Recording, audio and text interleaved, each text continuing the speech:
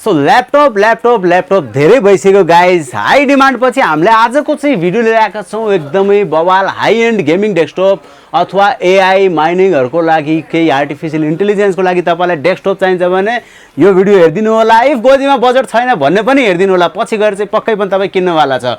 So म introduce गर्न गइरहेको छु थ्रेड रिपरको प्रोसेसर र यसमा लाग्ने के इक्विपमेन्टहरू हुन्छ जम्मै कुराको इन्फर्मेसन दिन्छु। एसेम्बल पनि हामीले गर्ने हो, सबै कुरा तपाईँलाई देखाउने हो। सो भिडियोमा बनिराख्नु होला र तपाईको लागि चाहिँ दामी भिडियो लिएको छु आज। So let's start the video. कस्तो बवाल मदरबोर्ड छ यार। सो यो चाहिँ WRX80 मदरबोर्ड, थ्रेड रिपर लाग्ने एकदमै बवाल 8 वटा ग्राफिक कार्ड लाग्ने स्लोट मात्र छ यो मदरबोर्डमा चाहिँ।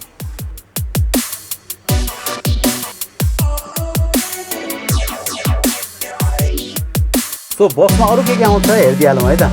त्यसमा केबल कनेक्टर सबै कुरा आउँछ, साटा केबल हार्ड डिस्कको लागि प्लस तपाईँको यो एसएसडी जोड्ने स्क्रुहरू जम्मै कुरा दिएको हुन्छ मदरबोर्डमा। सो वाइफाई पनि छ यसमा, वाइफाई कार्ड पनि आउँछ, तपाईँले त्यो चाहिँ जोडेर बाहिर राख्न सक्नुहुन्छ एन्टिनाहरू। सो यो चाहिँ हाम्रो अर्को के हो, यो चाहिँ मदरबोर्ड हिटसिङ हो। सो यो कहाँनिर लाग्ने हो, कुलिङको लागि चाहिँ मदरबोर्ड हिटसिङ है यो चाहिँ। सो यो कहाँनिर लाग्छ त्यो पनि तपाईँलाई हामीले देखाउँछौँ र यसको के युज छ सबै कुरा हाम्रो टेक्निसियनले भन्नुहुन्छ तपाईँहरूलाई।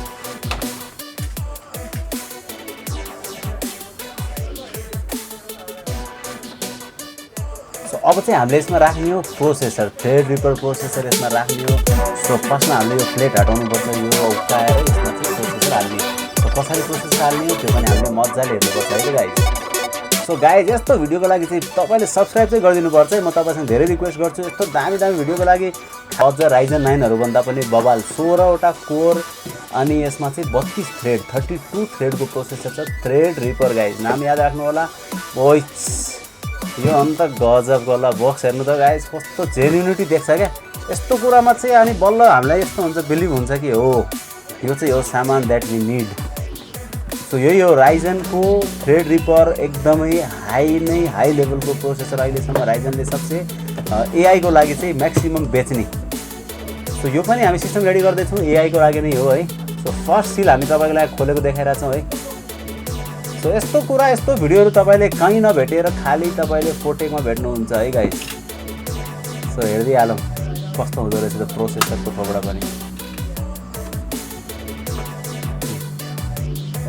अर्को पनि डब्बा छ है गाइज। सो गाह्रो छ खोल्नलाई, यसमा सिलहरू छ, सबै कुरा हेरेर खोल्नुपर्छ, डाइरेक्ट तानेर भाँच्दिने होइन गाइज। तपाईँ पनि त्यस्तै काम गर्नुहुन्छ भने पेसेन्सले गर्नुपर्छ यस्तो काम, टाइम लाग्छ तर वर्थ। सो यही हो गाइज जुन हामी अघिदेखि कुरा गरिरहेछौँ थ्रेड रिपर। सो यो चाहिँ प्रोसेसर हामीले अब मदरबोर्डमा चाहिँ हाल्यो है, थ्रेड रिपर प्रो। यसमा के हुन्छ तपाईँले पन्जा पनि खोल्नुपर्छ गाइज, किनभने त्यो कपडामा त्यो मदरबोर्डको एउटा पिन बाङ्ग्यो भने मदरबोर्ड टोटल्ली ड्यामेज हुन्छ, केही युजलाई हुँदैन। सो पन्जामा डोरीमा समातेर त्यो पिन बाङ्ग्यो भने एकदमै डेन्जरस हो, पन्जा त्यही भएर खोलेको हाम्रो टेक्निसियनले। सो अब चाहिँ हामीले प्रोसेसर यसमा राख्दैछौँ र यो चाहिँ हाम्रो प्रोसेसर मजाले बस्यो है। त्यो थ्रेड रिपर हालिदियो, माथिबाट खेप लगाइदियो, लक गरिदिने यसलाई गाइज। त्यसपछि माथि हामीले थर्मल पेस्ट हाल्ने हो, त्यो पनि तपाईँलाई देखाउने हो कुन चाहिँ थर्मल पेस्ट हाल्ने हो, कति क्वान्टिटी हाल्ने हो, सबै कुरा यसमा भिडियोमा हुन्छ। सो गाइज फेरि म रिपिट गर्छु गाइज, यस्तो भिडियोको लागि चाहिँ पक्कै पनि तपाईँ सब्सक्राइब गरिदिनुहुन्छ भन्ने आशा राखिरहेको छु है म। थ्रेड रिपर रेडी भइसकेको छ, मदरबोर्डमा बिल्ड भइसकेको छ। सो अब स्क्रु कसिदिने हो गाइज, देन प्रोसेस।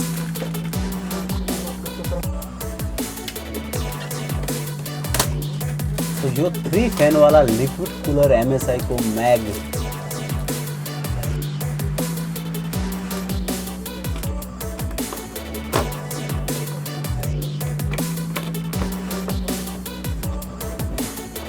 सो यो चाहिँ लिक्विड कूलर हो गाइज, 3 फैन वाला एकदमै हेभी खालको लिक्विड कूलर। यतिको चाहिन्छ है, यो पनि अझ